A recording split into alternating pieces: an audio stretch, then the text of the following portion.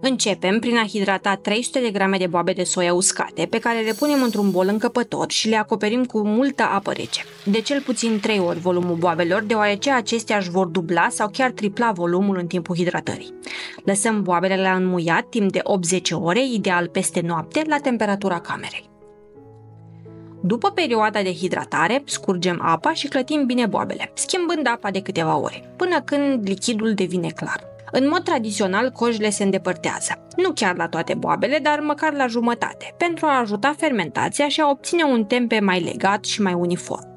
Dacă doriți, puteți face acest pas după hidratare, dar din experiența mea, tempeul iese foarte bine și cu coajă, așa că nu e obligatoriu. Ține mai mult de preferință și de cât timp aveți la dispoziție. Fierbem apoi boabele până devin moi. Eu am folosit un Instant Pot, setat la presiune înaltă pentru 15 minute, urmat de depresurizare naturală, adică am lăsat presiunea să scadă singură, fără să deschid supapa imediat. Dacă nu aveți o oală sub presiune, puteți fierbe boabele și într-o oală clasică, la foc mic, timp de 40-50 de minute. Este important să amestecați din când în când și să completați cu apă fierbinte dacă nivelul scade prea mult. La final, boabele trebuie să fie bine fierte. Moi. După ce s-au fiert, le transferăm într-un bol curat și le lăsăm să se răcească până ajung la o temperatură sigură pentru inoculare, adică sub 40 de grade Celsius. Dacă sunt prea fierbinți, există riscul să distrugem culturile de mucegai înainte ca ele să înceapă să acționeze, ceea ce ar compromite întregul proces de fermentare. Pentru a grăbi răcirea, puteți întinde boabele într-un strat subțire pe o tavă curată sau să le amestecați ușor din când în când. Adăugăm 2 linguri de oțet de mere și amestecăm bine. Acest pas este esențial pentru a acidifia ușor mediul, ceea ce ajută la inhibarea bacteriilor nedorite și la crearea unui climat favorabil pentru dezvoltarea mucegaiului. Nu vă faceți griji. Gustul final al tempeului nu va fi acru. Oțetul are doar rol funcțional în acest stadiu. După ce boabele s-au acidifiat, adăugăm jumătate de linguriță de starter pentru tempe și amestecăm din nou foarte bine. Este important ca sporii să fie distribuiți cât mai uniform printre boabe, așa că acest pas necesită un pic de răbdare. Pentru această rețetă eu am cumpărat starterul de pe site-ul topcultures.com. Găsiți linkul în descriere.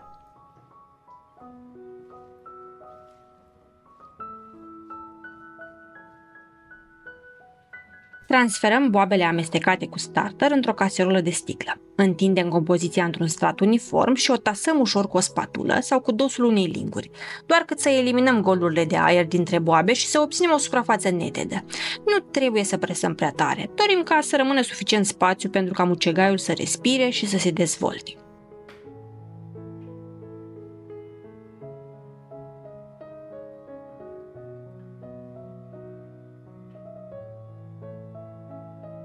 Pentru incubare, improvizăm un mediu cald și protejat. Luăm o cutie de carton de dimensiune potrivită și așezăm la bază o pânză curată din bumbac, cum ar fi un prosop de bucătărie. Punem caserola înăuntru, apoi acoperim totul cu o altă pânză umedă. Aceasta păstrează umiditatea necesară în interiorul cutiei. Pentru a crea o sursă de căldură, așezăm alături în cutie 2 borcane sau recipiente cu apă fierbinte închise bine. Acestea vor ridica temperatura mediului în primele ore și vor ajuta cultura să pornească fermentarea.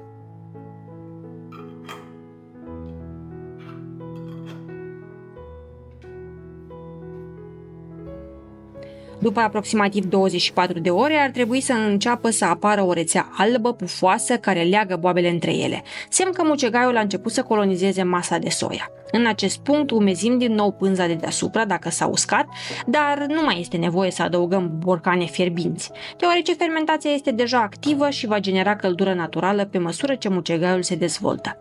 De aici, procesul continuă singur, iar în decurs de 12-16 ore, tempeul ar trebui să fie complet format. În total, procesul de fermentare durează aproximativ 32-36 de ore, atunci când temperatura ambientală se menține constant, între 28 și 30 de grade Celsius. Aceasta este intervalul optim pentru dezvoltarea rapidă și sănătoasă a mucegaiului. Dacă temperatura din încăpere este mai scăzută de 28 de grade Celsius, fermentarea va avea loc mai lent, deci e posibil să fie nevoie de până la 48 de ore pentru ca tempeul să fie complet format. Veți ști că tempeul este gata când mucegaiul alb a crescut uniform, acoperind toată suprafața și și formând o masă compactă, fermă la atingere.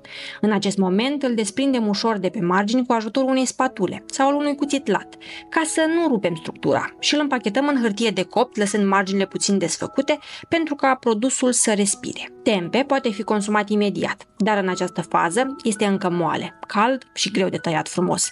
Pentru o textură mai fermă, ideală pentru gătit sau porționat, e recomandat să-l lăsăm la frigider pentru 8-10 ore, preferabil peste noapte.